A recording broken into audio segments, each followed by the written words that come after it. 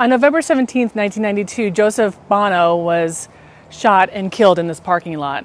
Joseph Bonno lived here with his wife and his 4-year-old daughter at 10946 Scripps Ranch Boulevard. This is located in the Scripps Ranch area of San Diego. During this time, it was not uncommon for vehicles in that parking lot to have been tampered with, burglarized, or stolen.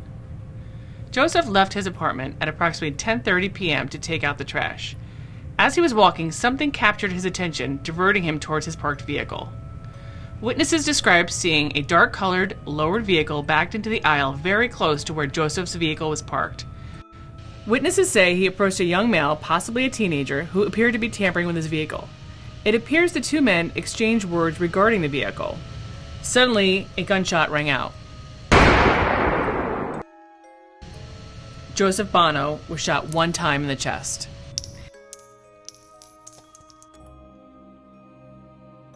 He dropped the trash bag, stumbled a few feet before falling to the ground. At the same time, witnesses see the young male get into the passenger compartment of the vehicle that was backed into the aisle. That vehicle sped out of the parking lot towards Scripps Ranch Boulevard. Witnesses in the parking lot ran to Joseph Bonno and administered first aid and performed CPR, hoping to save his life. However, he did not survive his injuries. The witnesses describe hearing a shot ring out, the trash bag fall, and witnesses see Joseph stumbling and falling to the ground closer to the next parking spot. The vehicle was occupied by at least a driver and a passenger. The passenger is described as a Filipino male, approximately 18 years old, with dark spiked hair. The vehicle is described as a late 80s Toyota Celica or Supra, similar to this one. It was either black or dark in color and described as shiny. It was lowered, had fender flares with chrome rims and tinted windows. It was also equipped with a special muffler which made the car sound louder. The parking lot where this occurred is surrounded by apartments. The complex to the north has balconies that look directly into the parking lot and the crime scene. It is not uncommon for witnesses who live close to a crime scene or who have close relationships to suspects to hold back contacting law enforcement with valuable information because they fear retaliation. This case occurred over 28 years ago. Enough time has passed where relationships have dissolved, people have relocated, and witnesses feel less vulnerable. It is the hope that some of those individuals with information have the confidence to call and talk to us about the information they have. Joseph Bonno has been deceased longer than he was alive. His pregnant wife was waiting for him to return from taking out the trash when she heard a shot. Joseph Bonno never returned. He has one daughter who never had the opportunity to meet him, and the other daughter went to bed with a father and woke up to a life without one. I remember him putting me to bed, and I remember getting woken up maybe around 11 by my grandpa taking me out of bed. And there was big commotion, lots of lights going on and cop cars everywhere. And I just remember them taking me into the car. I was still waking up at the time and not knowing where my dad was, and I don't think they told me until the next day.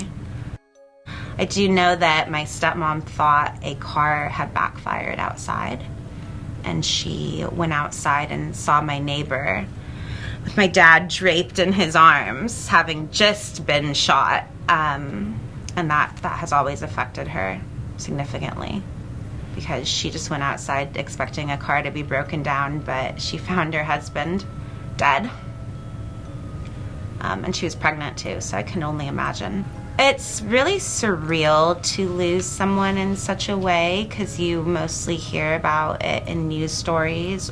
After my father died, I remember my family being pretty, distraught about it. My mother died shortly after, so it was kind of a very hectic time in everyone's life. And it was just really hard, and my sister was born a couple months after he passed too, so there was just a lot going on at that point.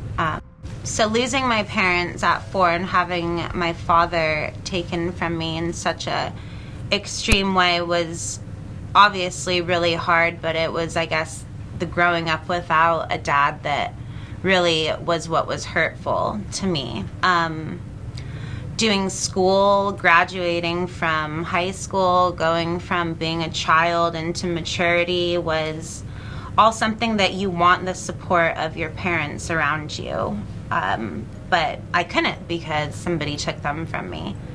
And those people were never brought to justice. And I know that they have families and they have lives and they know people who probably have information regarding what happened to my father. And it would just be really, it's hard for me to understand what type of person that takes to not come forward when you have so much information. You really have to have a lot of callousness in you to not want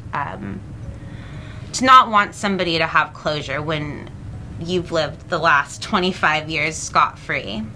So for my sister and me to grow up without having our dad there and to be starting our own families without the support or the father figure that we deserve to have, it's sad and it's hard, and I want something done about it. I would like to tell them that it's never too late to do the right thing. I would imagine that they're being riddled with guilt. If they're at all a decent human being, I don't understand how they could sleep through the night, honestly, knowing that somebody that they potentially love has taken someone else's father from them. So my plea would be that if you have information, to just come forward, because it would mean everything, and we deserve it. We are asking for the public's assistance in giving us a call and letting us know any information that they have. Any information could be valuable to Hannah, to the community, and into solving this case.